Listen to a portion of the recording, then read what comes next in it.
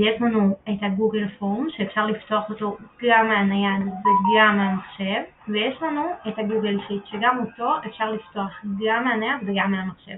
אז איך זה בעצם עובד? אנחנו מתחילים מהטופס, אנחנו בוחרים בסוג הפוסט, אנחנו מעלים את התמונה, או שיש לכם תמונה בטלפון, או שהכנתם משהו בקנבה, ואנחנו כותבים את הטקסט, מה שאתם רוצים לכתוב, מה שהפוסט שלכם, אם הוא קצר, אם הוא ארוך, ואז אני לוחצת סאבמיט או שלח, ואני אראה פה בשורה החדשה שהתווסף לי לפה עוד פוסט.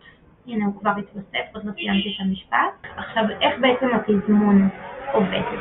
יש לנו חלוקה של כמה דברים. יש לנו קודם כל את איפה שהפוסט נכנס, שזה הבנק של כל הפוסטים שלי, שאני יכולה לראות מפה ממש בקלות מה עלה ומה עוד לא עלה. אז אני יכולה לראות בהאם עלה, אני יכולה לראות true ו-false, ומה ש-false זה אומר שזה עוד לא תוזמן לי. מה שאני רואה שהוא true, זה אומר שזה כבר עלה ותוזמן. הפוסט הבא יעלה לי לפי הניהול תזמון שלי בפעם הבאה שאמור לעלות הפוסט. מה עוד יש לי פה? יש לי את התיאור עצמו שאני יכולה לערוך אותו מכאן, לשנות, אפשר גם להוסיף מה שאתם רוצים. האם המידות תקינות? במידה ויהיה פה false, אתם תראו שכל השורה הזאת תהיה בצבע אדום, ואז אפשר להבין שבעצם העלינו תמונה לא תקינה, ואני אעלה מחדש כשהתמונה היא אכן תמונה ריבועית. האם הפוסט עלה? במידה וזה true אתם תראו גם את זמן העלאת הפוסט, ובמידה וזה false אתם תראו שאין לנו, הפוסט הזה עוד לא עלה, כמו כל הפוסטים שאחריו. עכשיו אני יכולה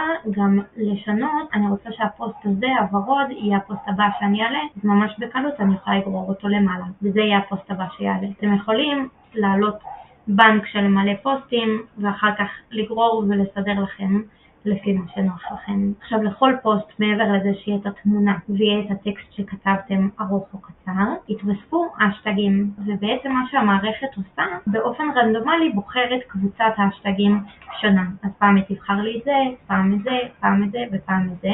בנוסף יש את התוכן הקבוע, אתם יכולים לעשות פה מה שאתם רוצים, לשים לינק לאתר, לשים מספר טלפון, מה שאתם רואים לנכון.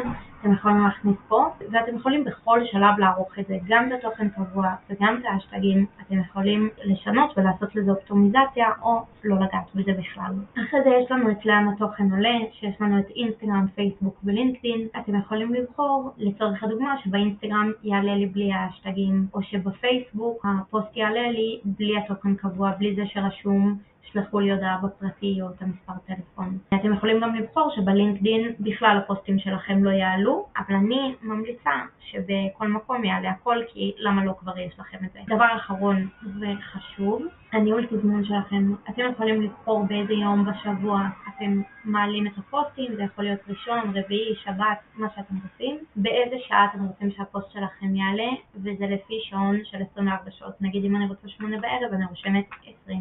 שימו לב שהפוסט הוא לא יעלה ב-8:00, אלא הוא יעלה בין השעה 8 ל-9 בבוקר. זהו מאוד מאוד מאוד פשוט. באמת כל מה שצריך לעשות זה רק להעלות את הפוסטים, וכל שאר הדברים קורים לבד.